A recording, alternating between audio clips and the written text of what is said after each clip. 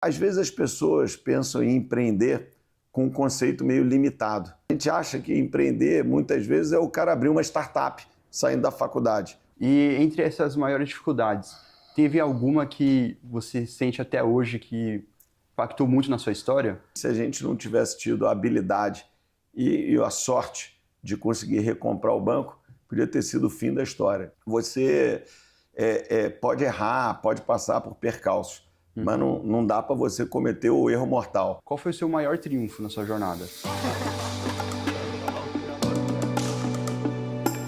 Então, começando, você teve uma jornada surpreendente, começou como estagiário lá no Pactual e agora se tornou sócio sênior do BTG Pactual. E como que foi essa breve jornada e quando que você se viu realmente empreendendo? Olha, bom, primeiro prazer estar aqui com vocês, vocês, nossos queridos amigos da Intel, das outras faculdades aqui também com o grupo. Sempre que eu falo para jovens com interesse em empreender, me dá muita satisfação. Olha, às vezes as pessoas pensam em empreender com um conceito meio limitado. Se você a resposta correta para a sua pergunta, quando é que eu me vi empreendendo, foi no dia que eu pisei aqui, eu me senti um empreendedor. A gente acha que empreender, muitas vezes, é o cara abrir uma startup saindo da faculdade, ou mesmo na faculdade. Mas não é só isso. Claro que isso também é empreender. Agora, dependendo da empresa que você está, você pode ser um empreendedor. Aqui no BTG, eu quero contratar dono para a empresa, eu não quero contratar funcionário, eu não quero contratar carreirista, eu quero contratar alguém que vai ter as minhas ações no futuro. Então, essa é a maneira como eu vejo o empreendedorismo e como foi a minha história. Então, desde que eu comecei aqui no banco, eu me vejo empreendendo. Então, mesmo de estagiário, ou mesmo na área de tecnologia, eu era o coder aqui, aí depois fui para a mesa de operações, depois fui ampliando um pouco as minhas responsabilidades. O tempo inteiro eu olhei isso aqui como se fosse meu, muito antes de eu ter ações do banco. E eu acho que isso não só me realizou como empreendedor, como impulsionou a minha carreira aqui dentro.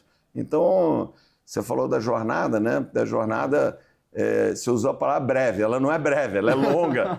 Né? Tem muitas etapas, como qualquer história de empreendedor. Tem os momentos mais fáceis, mais difíceis. O Brasil não é um lugar simples de você empreender, mas oferece muita oportunidade.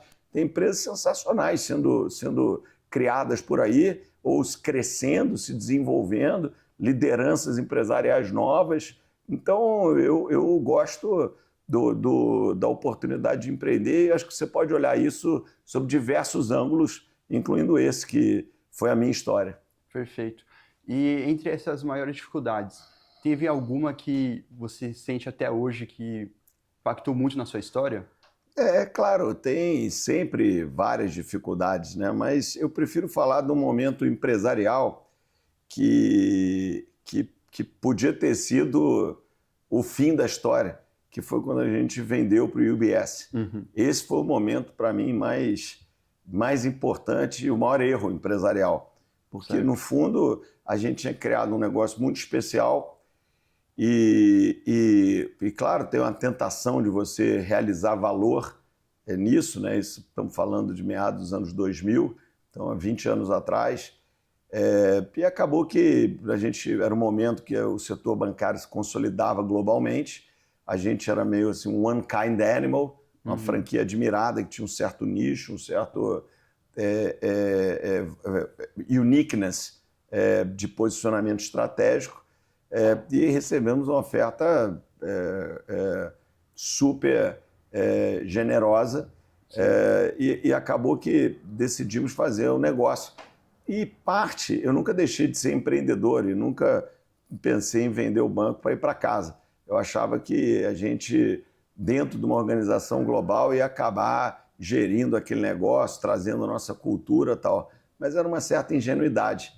Do que a gente descobriu no pós-deal é que o nosso negócio era muito melhor do que a gente imaginava e que a gente cresceu muito pela sociedade com o UBS durante 2 anos. Mas nos criou sementes para uma atuação mais global do BTG Pactual, né, que foi o sucessor, melhorou várias práticas dentro do banco, mudou o grau de profissionalismo, mas a gente também aprendeu, e para mim isso ficou muito claro, do quão especial era a cultura que a gente tinha criado e o quão vencedora ela era. E se a gente não tivesse tido a habilidade e a sorte de conseguir recomprar o banco, podia ter sido o fim da história. Então esse seria o erro mais dramático, porque você pode errar, pode passar por percalços, mas não dá para você cometer o erro mortal, né? Então esse teria sido um erro mortal na história empresarial. Mas a gente, enfim, por sorte e competência, conseguimos reverter e recompramos o banco, também num deal espetacular, e dali a gente construiu uma história empresarial única aqui no Brasil e admirável tal, e que me orgulha muito. Pô, que legal. E além da recompra, né, do Pactual, qual foi o seu maior triunfo na sua jornada? Olha, aqui eu gosto de celebrar nossos achievements, né? E a gente ter um orçamento ambicioso e executar me anima. A gente ter construído essa franquia digital enorme que cresce todo dia me anima. A nossa expansão além do Brasil me anima. Então, tem muitas nossas participações no setor real me animam. Então, tem, graças a Deus, muitos achievements e muito mais do que os erros, né?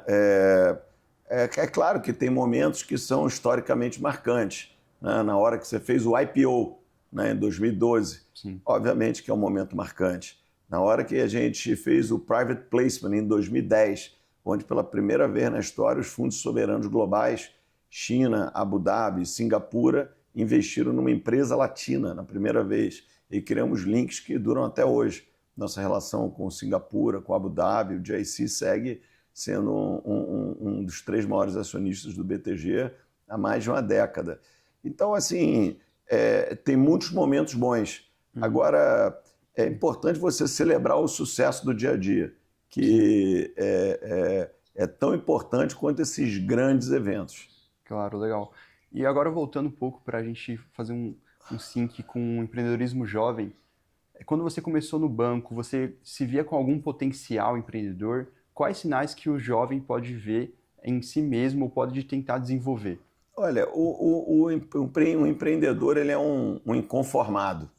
Então, como eu disse, você pode estar criando uma empresinha ou pode estar trabalhando numa organização. Você só tem que ter certeza que a organização que você vai trabalhar vai te dar o espaço para ser um empreendedor.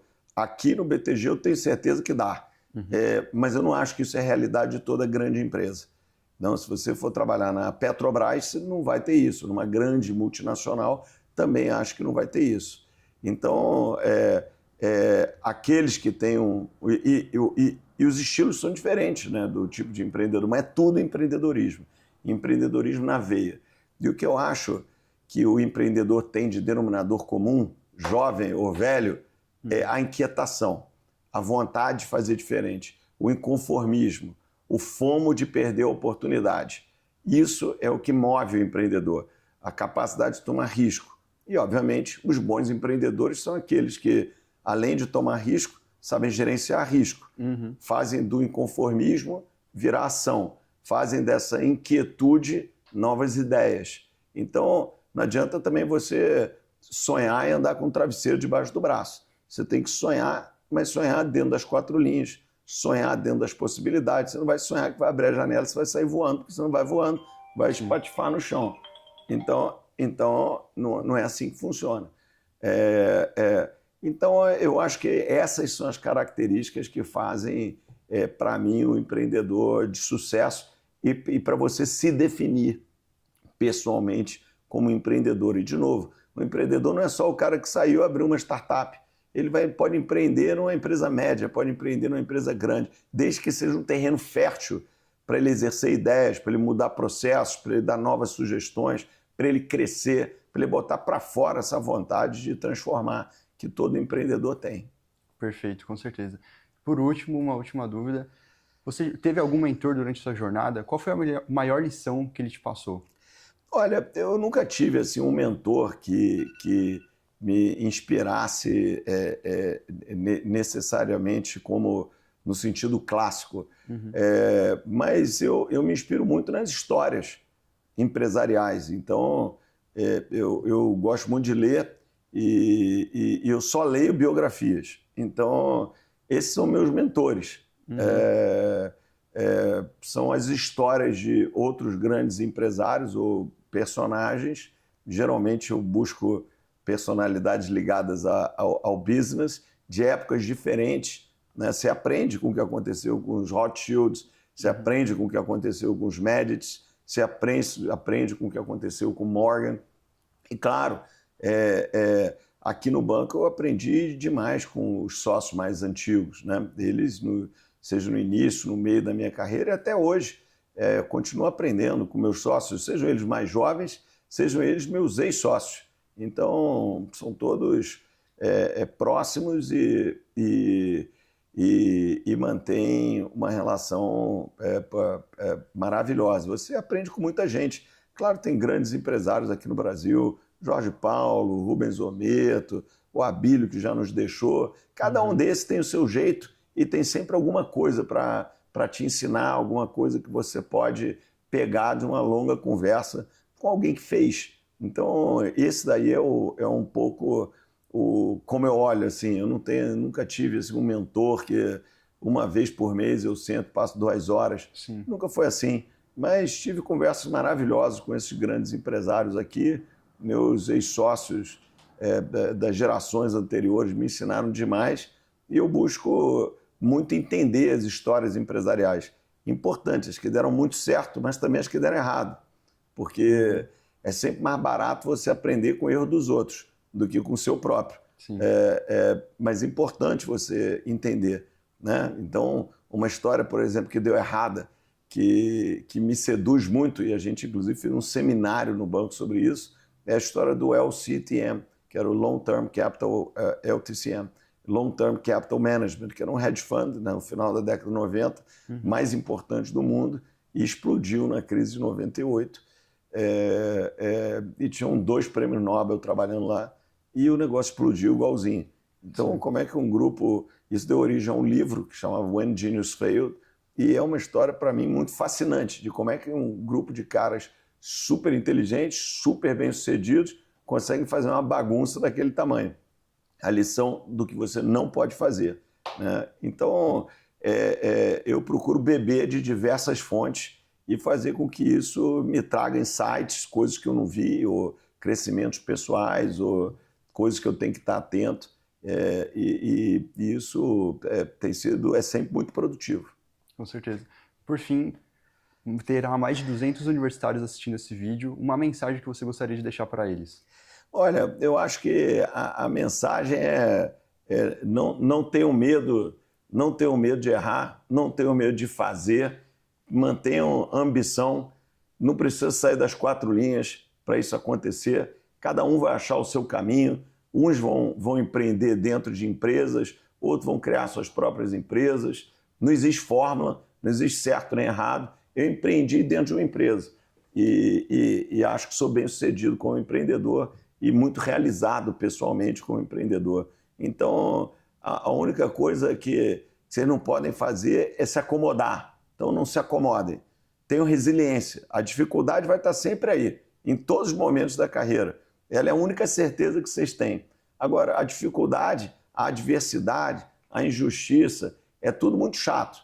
Agora, não é impeditivo para nada. Qualquer trajetória de sucesso passa por isso daí e qualquer um que vá ser bem-sucedido supera esses momentos de dificuldade. Então, não ter medo do erro, conviver bem com o erro, lembrando que o momento mais difícil do erro é quando você olha no espelho. Então, se treinem para admitir que vocês erram, faz parte da vida, só erra quem faz. Não tem problema nenhum em errar. Errar é aprender com o erro e bola para frente. Então, mantenham esses princípios que são simples, mas às vezes eles são mais simples de se falar do que se praticar. E ajudem com a atuação de vocês, vocês vão transformar o Brasil num lugar melhor. Então essa é a minha mensagem aqui. Obrigado, André. Um prazer ter esse tempo com você, hein? Beleza. Obrigado. Obrigado. Cara. Parabéns aí para vocês por organizarem o evento. Obrigado.